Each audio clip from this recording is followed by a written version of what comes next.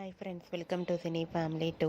ప్రేమ Entha Madhuram serial ప్రముఖ G Telugu ఛానల్లో ప్రసారమవుతూ మంచి టీఆర్పీ రేటింగ్తో ముందుకు దూసుకుపోతోంది.